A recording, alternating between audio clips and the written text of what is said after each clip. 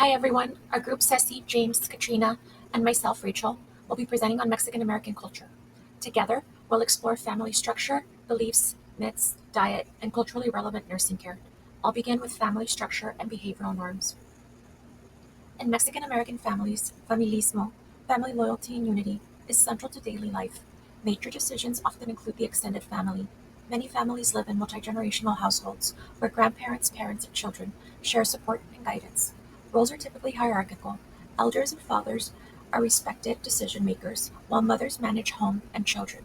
And through compadrazgo, or godparent ties, families extend beyond blood relationships.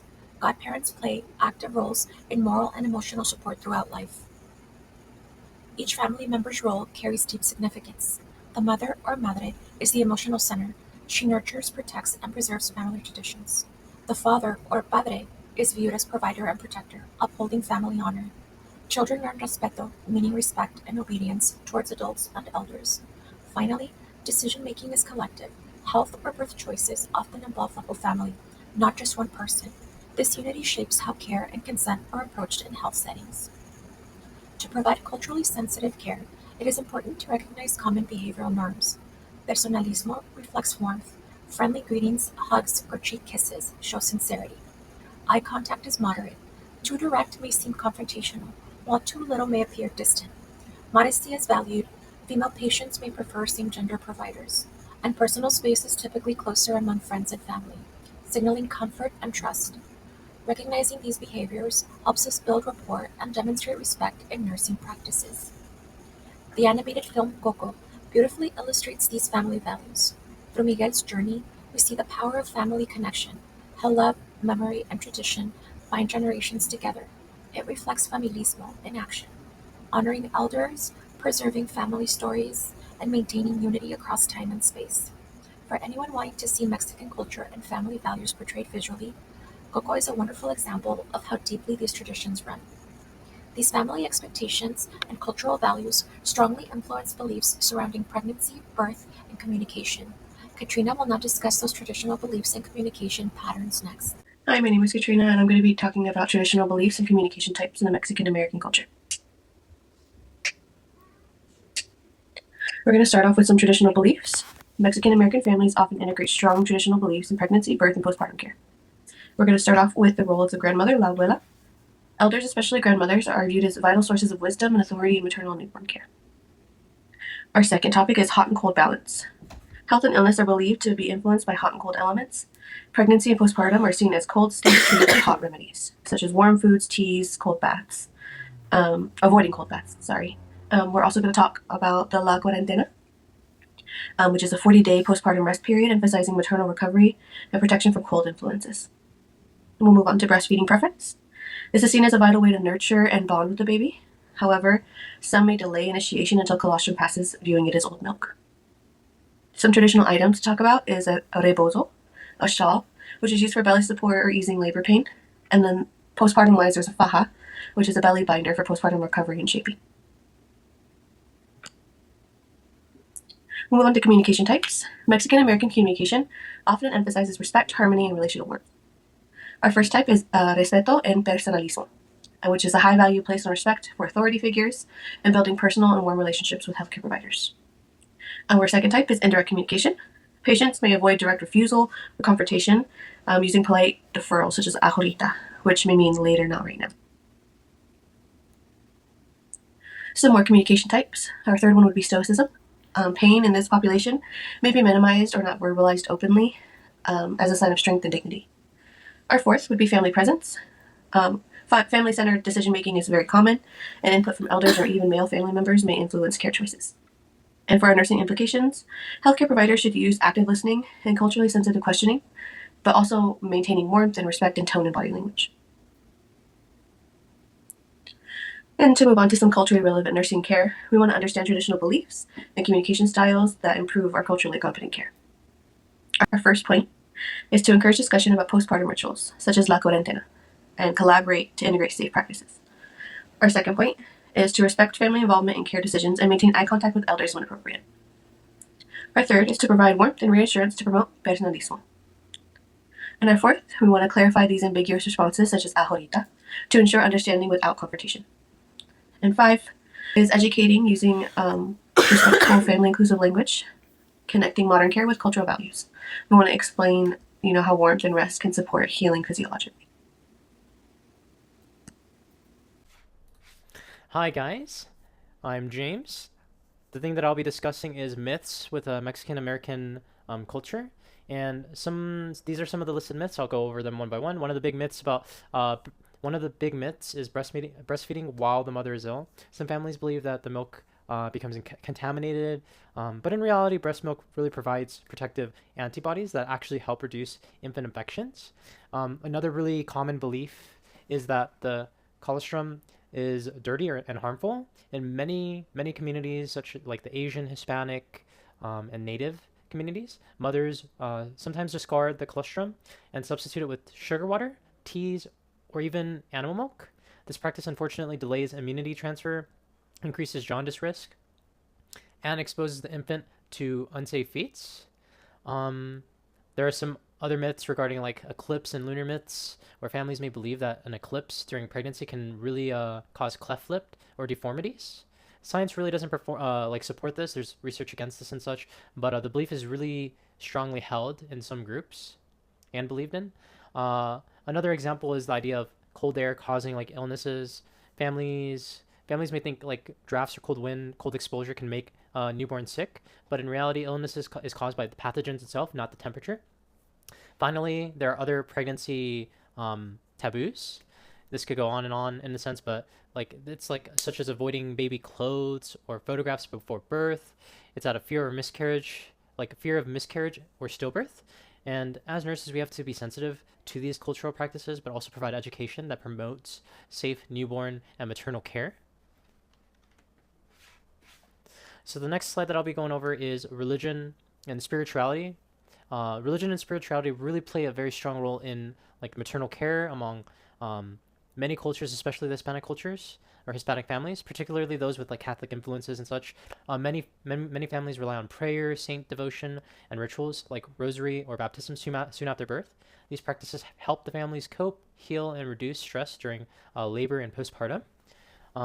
There's also Curandismo or folk healing, which combines spirituality, prayer, herbal remedies, and rituals. Families may use this alongside with Western medicine.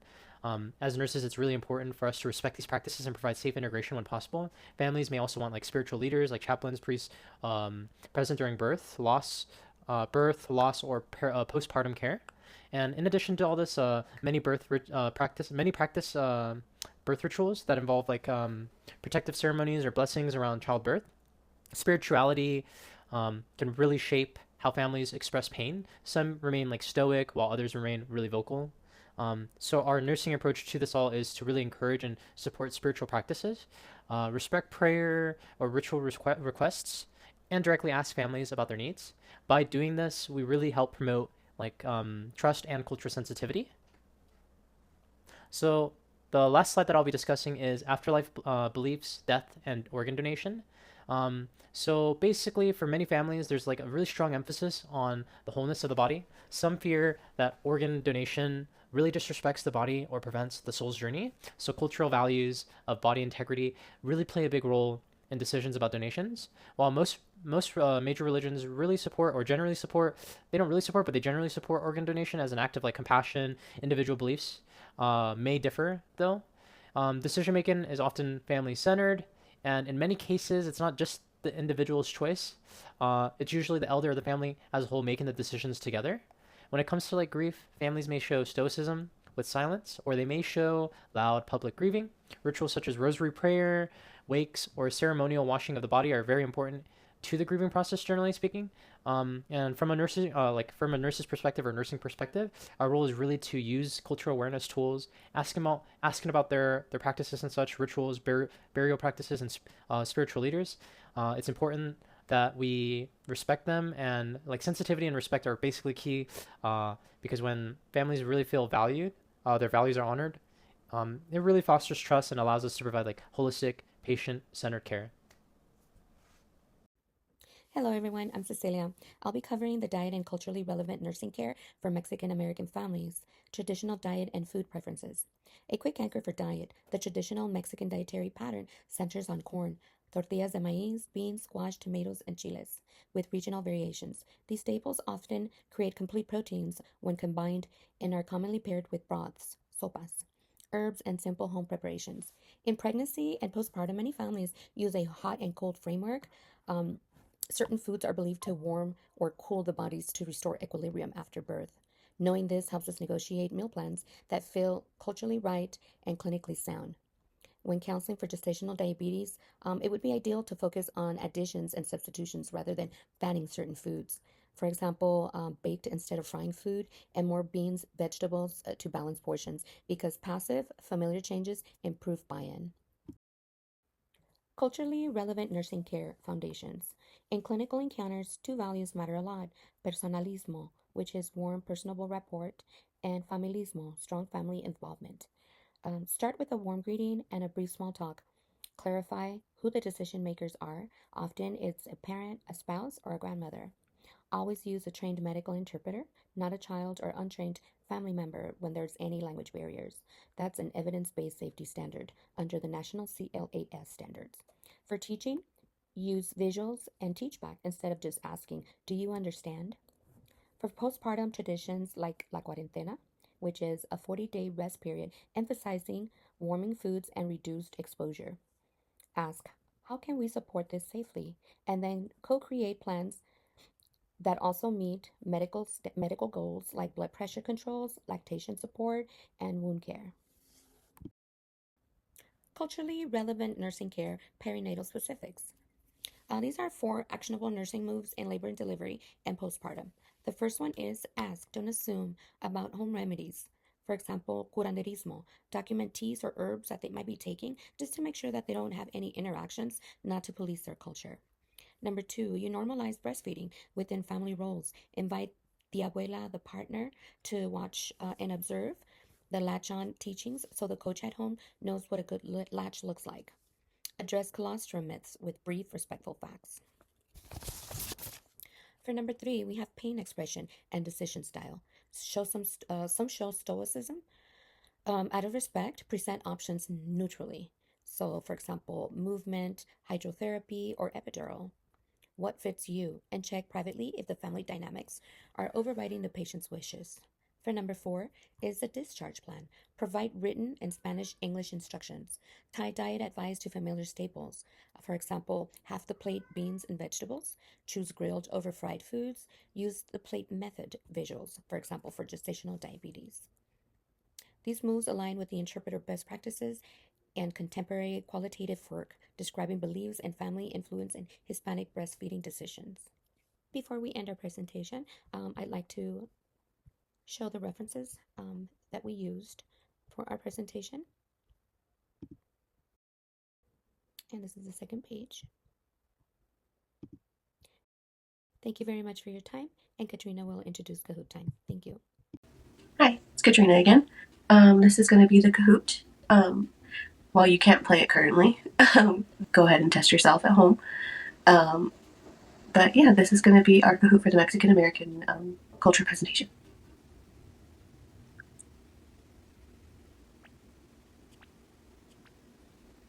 If pregnant women crave a food and don't eat it, their baby could be born with some mark or resemble that food. True or false?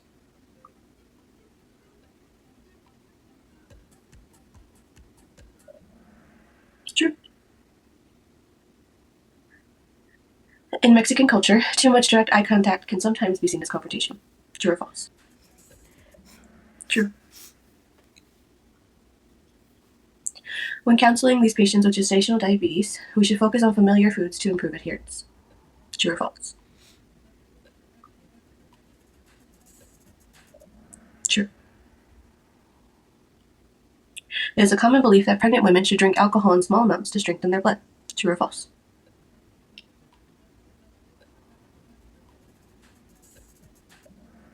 False. Mexican folk tradition views exposure to el aire, cold air or drafts, during pregnancy as dangerous for the baby. True or false? True. During La Cuarentena, new mothers are encouraged to return to work and physical activity as quickly as possible. True or false? False. Godparents, copadrasco, are usually seen as only symbolic and have no influence in major life events. True or false? I butchered that, sorry. False. Family-centered decision-making is uncommon, as input from elders or male family does not influence care choices. True or false? False. All major religions forbid organ donation because it goes against body integrity. True or false? False. Traditional Mexican culture discourages breastfeeding and favors formula feeding instead. True or false? False. Colostrum, the first milk after birth, is sometimes believed to be dirty and thrown away in certain cultures. True or false?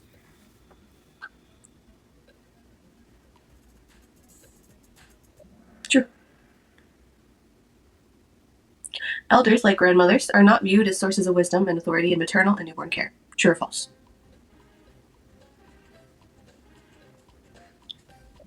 False. And that's the end of our Kahoot. Thank you.